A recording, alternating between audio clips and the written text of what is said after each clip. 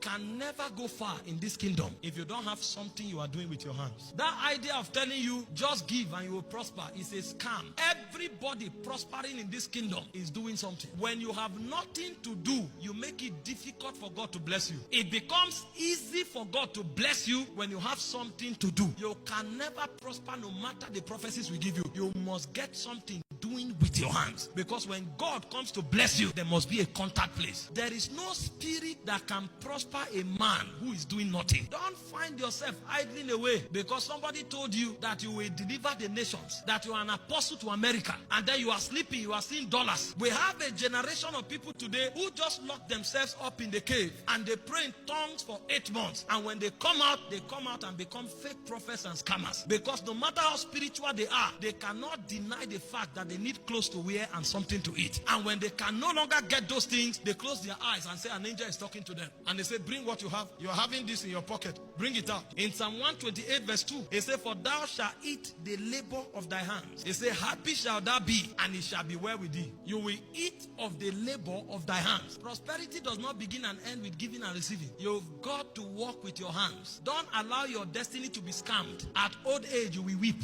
In Proverbs 16 verse 3, it says, commit thy works unto the Lord, and thy thoughts shall be established. In Proverbs 21:25, it said, the desire of the slothful killeth him. It said, for his hands refuse to labor. For the man that labors, he said, his thoughts shall be established. He said, but for the slothful, his desire will kill him because his hands refuse to labor. You want to walk in honorable and true prosperity, you must find something doing with your hands. That's the foundation of prosperity, and prosperity with integrity. I told you from the beginning, for you to prosper, you must walk by mysteries and you must walk by instructions. If you violate these instructions, you will travel from coast to coast, receive all the impartation. You will be shocked what your life will become. In Deuteronomy 28 verse 12, it says, for the Lord shall open unto thee his good treasures, the heavens, to give thee rain unto the land in his season. And he said, to bless all the works of thy hands, and thou shalt lend unto many nations, and thou shalt not borrow. So as you walk with your hands, it says God will bless it,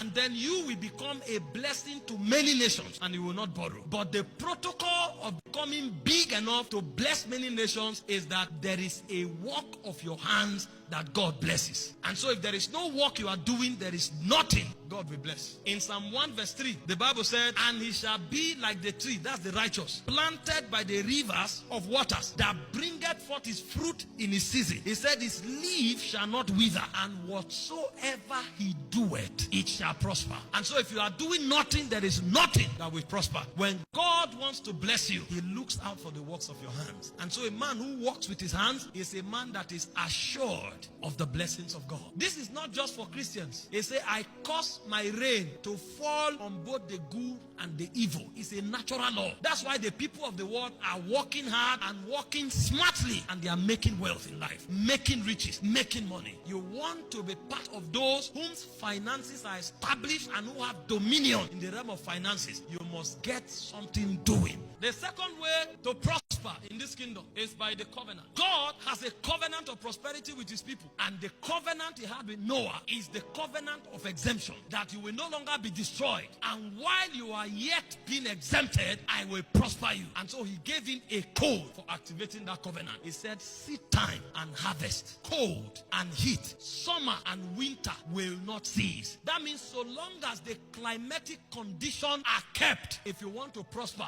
keep sowing.